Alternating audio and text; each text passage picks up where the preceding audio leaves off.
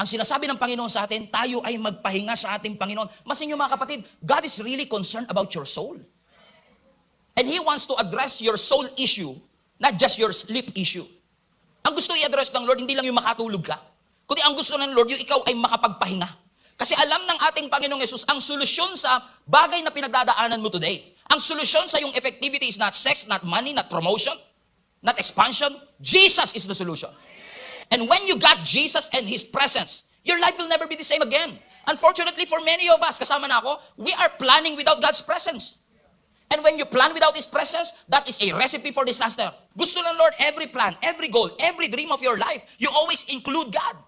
Especially right now that we are facing the next season, the next phase, the second half of the year. And listen to me, every time God looks at you and you are trying to pretend that you are okay, but actually you're suffering, He's hurt. Nasasaktan ng Panginoon na nakikita ka nagsasuffer.